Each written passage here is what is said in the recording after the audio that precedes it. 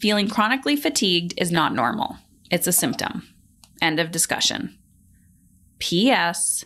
Feeling chronically fatigued, chronically angry, resentful, miserable is not normal. It is a symptom. Okay?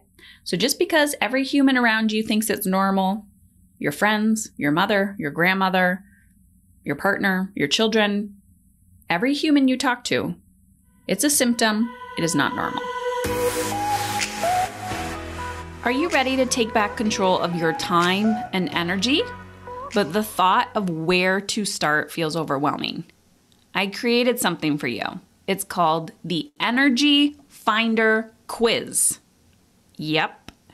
This quiz takes less than 2 minutes and it helps you identify where to focus so you can conquer your dreams without feeling like you're failing as a mother.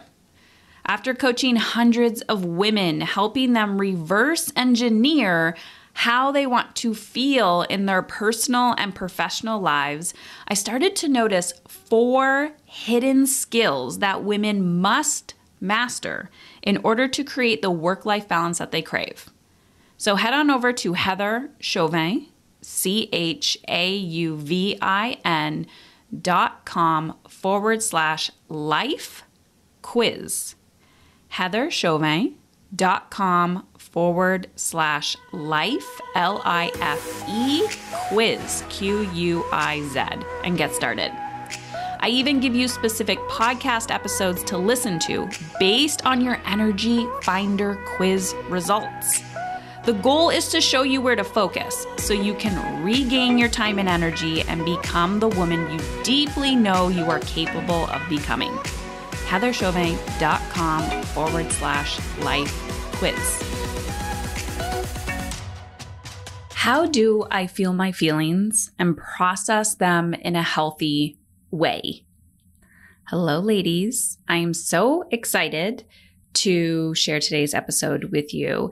I've been asking a lot of questions in my community and saying, what's coming up for you? What do you want to know? And I get this question over and over and over again. How do I process my feelings and how do I feel my feelings and process them in a healthy way? I think there's a lot to this question. And the fact that we don't know how to feel indicates that we are trying to protect ourselves. And I think so much of what we ask is a really good indicator of what has happened to us. So how do I feel my feelings? First of all, let's just talk about the huge pink elephant in the room, that if we don't know how to actually feel our feelings, we are going to try to control our feelings and we are going to try to control other people's feelings. And so when I started this journey 17 years ago, part of the real reason why I got into emotional intelligence and understanding feelings and my anxiety, my anger, my frustration, my overwhelm, wanting to learn how to actually feel alive while raising my children was because my kids were mirroring back to me my feelings, right? So my oldest, who's 17, when he was around 4, so he was the only child at the time, he was projecting to me his anxiety and his anger. And I felt completely lost. So the first thing I want to tell you is when you're making it about you and you're like, how do I feel my feelings? It's so easy to dismiss or abandon your own feelings because then we go into the rescuer mode. We go into the people pleaser. We go into the nurturer. And when you're doing that, you're making it now about somebody else, but you're not living in alignment with how you want to feel. So then you're parenting from a place of survival mode, or you're working from a place of survival mode, or you're being a friend or a daughter or whoever you are from a place of survival mode and pleasing. So understanding that how to feel your feelings is a really, really important skill because it doesn't just affect you, it benefits everybody else around you. And I'm going to give you some tips and strategies on how to do that. But when you understand how do I do this? You become the leader and you become the teacher. So when your kids are projecting big emotions back to you, whether it's anger or frustration or despair or overwhelm or trying to figure out who they are in the world, you can then go, I've been there, I've done that, and I've done the work. So before we dive into the how-to, I wanted to kind of really bring home why it's actually really important for you to understand how to feel your feelings. Because you're going to be a few steps ahead of everybody else, and you're going to be able to say, I got you. I've learned this skill, been there, done that, and I'm here to help you and support you with that. Now, processing them. I think we have to be able to feel, to let it in. And that can actually be an incredibly vulnerable thing to do, especially when you're so used to compartmentalizing, when you're so used to shoving it down, when you're so used to pushing through, when you're saying my feelings don't matter, I don't have time or space for this. And processing them in a healthy way can actually be incredibly emotionally uncomfortable, hence the reason why the podcast is named that. But processing them is about creating space for yourself. And you have to think of your emotions as like a pressure cooker. And so if you keep shoving shit down, if you keep avoiding and abandoning your needs, eventually your body just gives up. It gets sick, you get symptoms, you get chronic fatigue syndrome, and you just shut down. It could be diagnosed as an autoimmune disorder. Like there's so much shit that happens, and everyone discounts the emotional component of it. So then the body is just like, all right, you're not going to listen to me. So now I'm going to take over, and now I'm going to do all these symptoms. I'm going to slowly shut you down, and you're forced to process them. So there you find yourself in fetal position, bawling your eyes out. You're so angry at the world. You're sleeping all the time. You're just like, oh my gosh, what do I do? This is so heavy. And you don't have an option but to process. So processing in a healthy way, you have to think of your emotions like you're constantly taking out the trash, or you're constantly decluttering, right? Or you're constantly pulling the weeds out of your garden. And this is the annoying part, because life force energy, like life energy, is constantly growing, right? So I look in my backyard. I talk about this all the time. Like where I'm recording this right now, I look out the window and there's a garden, and I could sit in the garden. I can pick weeds for an hour a day, right? Pick, right? 30 minutes a day. And then I could leave it alone for a week, and I go back out there and I'm like, these fucking weeds, they came back again. That is life. It's just constantly growing around you. So if you're not managing that emotional energy on a daily or weekly basis, and you're like, I don't have time for my emotions, and you just neglect them, you go outside and you're like, oh my gosh, the whole garden is full of weeds, and it feels so overwhelming. So understanding that daily habits are really, really important to gain that sense of momentum. And eventually you get to this point in your life where you begin to realize that you matter, and that, your emotional body, your physical body, your spiritual body, like all of you is going to be with you every single day of your life until the day that you die. So if you begin to accept that all parts of you need your energy and attention, you're not pushing back so much on life and being like, why am I tired? Why do I hate my life? Why am I angry all the time? So one, understanding the how-to, understanding why feeling your feelings is so important, because you become a teacher, you become a leader for others. So it doesn't have to be about you, if that gets you going, because I know helping others is more motivating for me than helping myself. So it's kind of like a win-win benefit.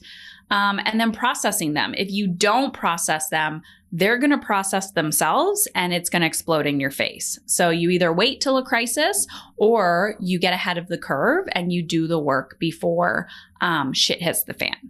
Okay. Why feeling your feelings is both easy and hard. So instead of saying hard, I like to use emotionally uncomfortable, because I don't believe in hard things. I believe in emotionally uncomfortable things. So it's easy because they're there. They're always with you. And here's a quick tip.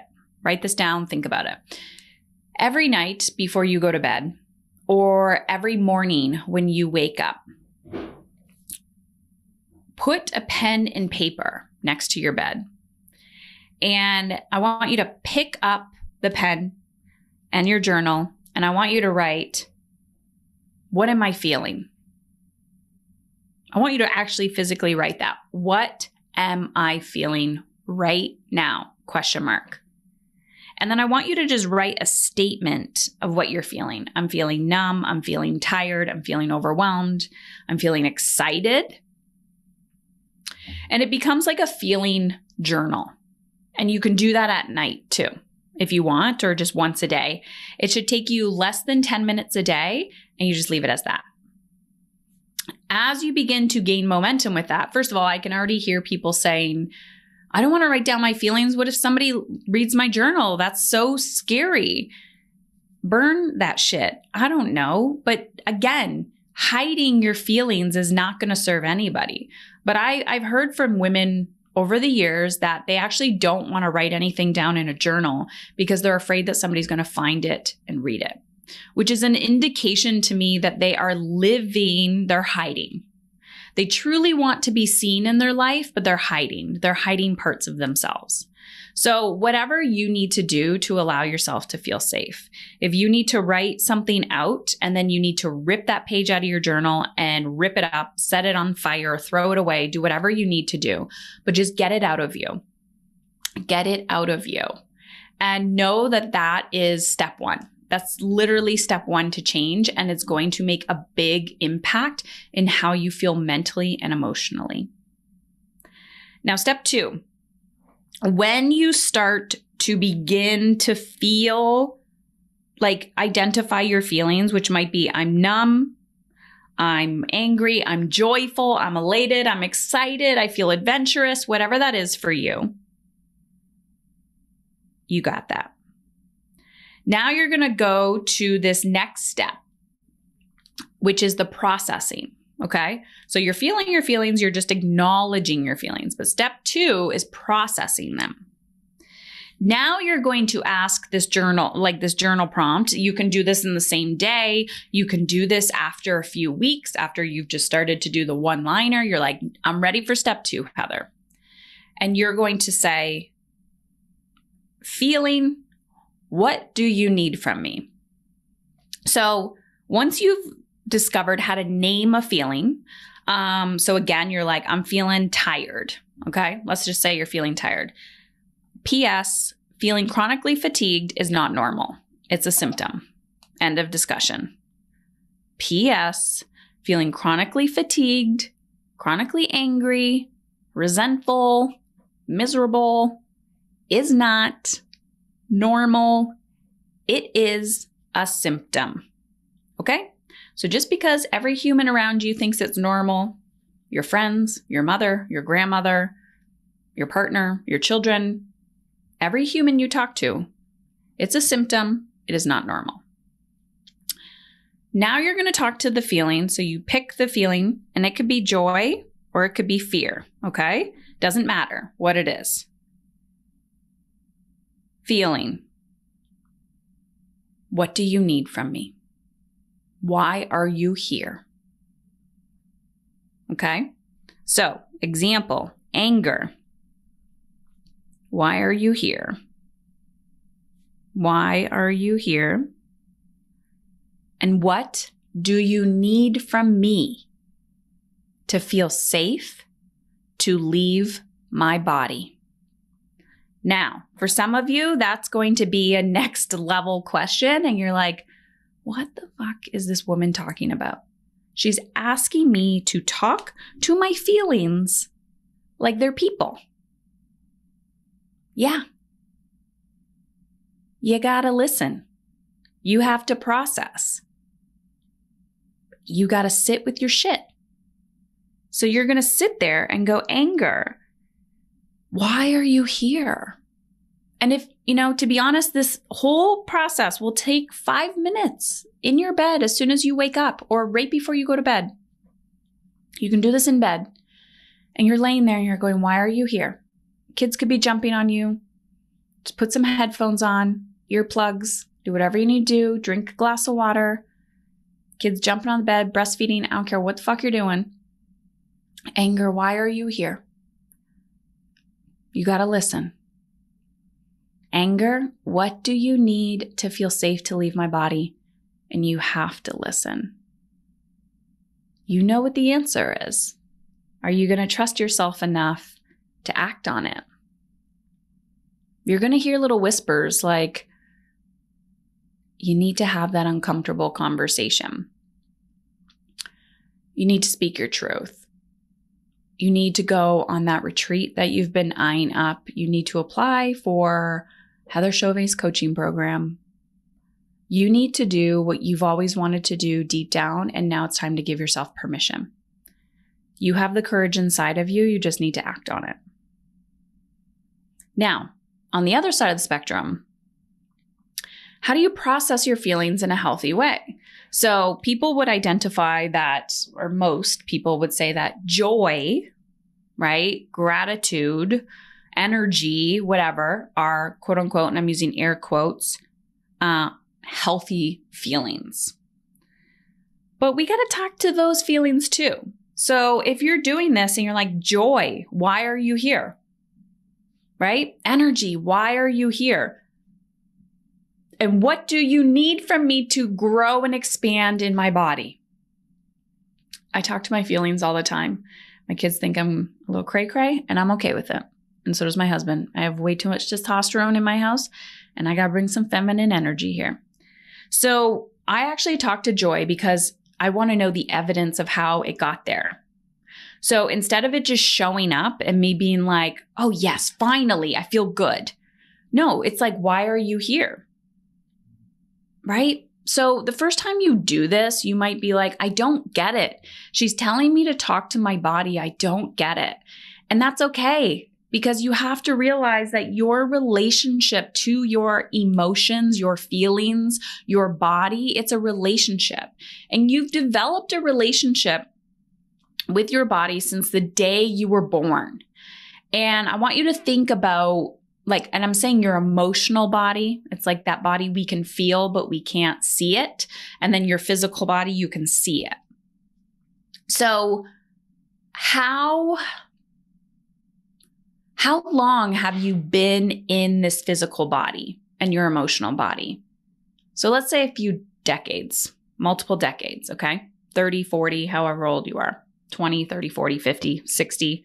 I got people in their 60s that work with me, typically 30 to 60. So you've been in this relationship for a really, really long time. And maybe you've developed some distrust in this relationship, right? Maybe you're like, we're not getting along. It's going to take some time for you to get trust back with your body. And so you close your eyes and you're like, okay, I'm going to show up every day for you. I'm going to ask you this question. Joy, what do you need from me to grow bigger? Anger, why are you here? Fatigue, what do you need from me? And, for the first week or two, month, who knows, you might get nothing. You might not get nothing. Because your body's like, bitch, why are you talking to me all of a sudden? How come you care about me now? You've neglected me for so freaking long, and now all of a sudden you care? I don't trust you. I do not trust you. And that's it. But you have made a commitment to becoming your badass self. You have made a commitment to becoming fully self-aware, mainly because maybe you don't want your children to ever feel the way you feel in your mind and your body and your soul.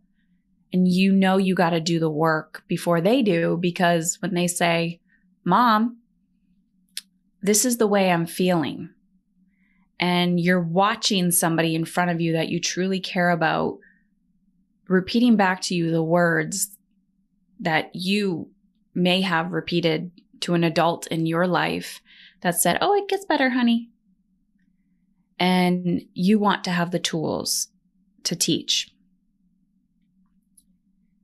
So if you're motivated to do the work, you know now how to feel your feelings and process them in a healthy way. But then you have to have the courage to act on them. You have to have the courage to write down that thing, and then you got to act.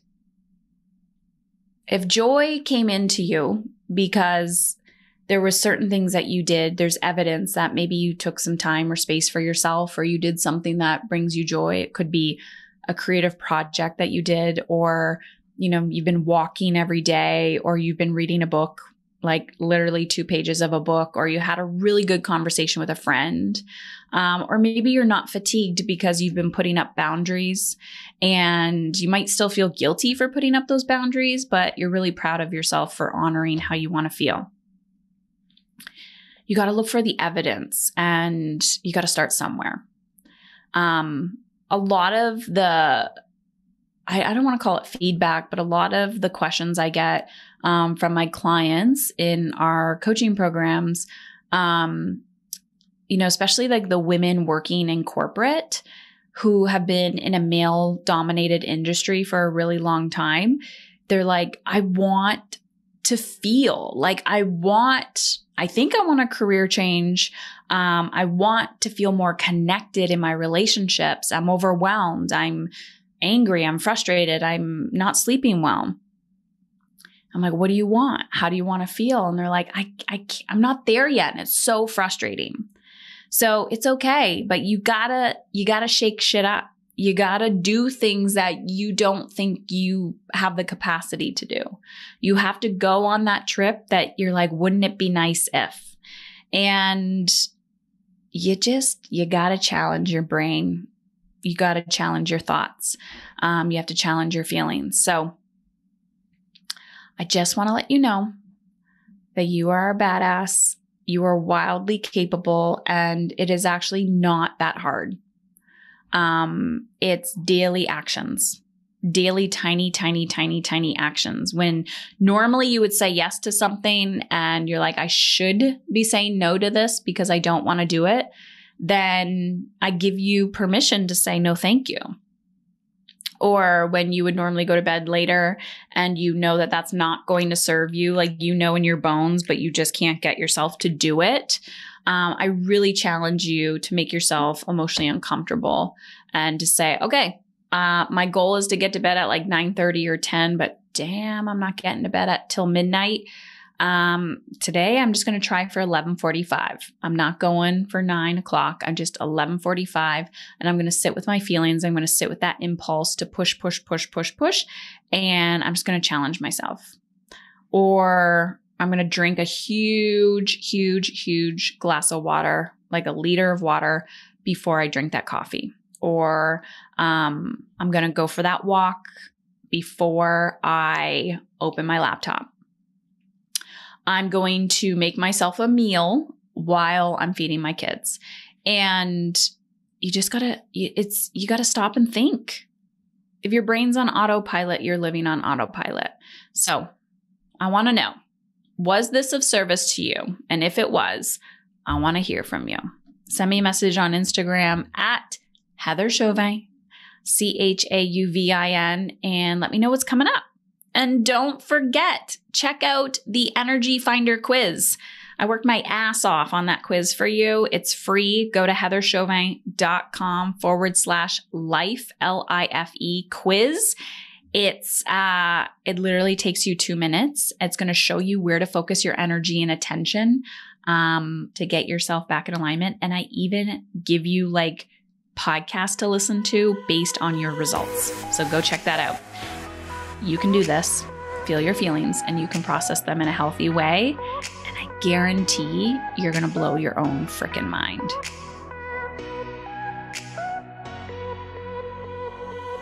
I type in mom and control and Heather Chauvin pops up. So I scheduled the introductory call and I talked to Heather and I talked to others in the program.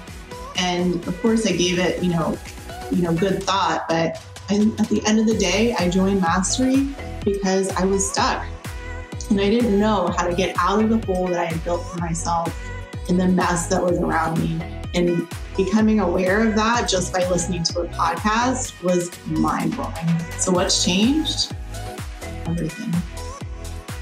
And it's that little spark at the beginning that has just flourished and grown and continues to grow within this community and outside of Mastery, within my professional life, within my marriage. as a parent, I don't think there's any stop to it.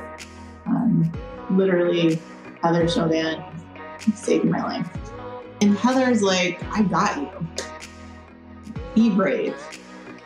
Try something new out. Put yourself out there. Because it's the little steps that we take towards the fear, towards the resistance, that will allow us to build resilience and build self-love within ourselves.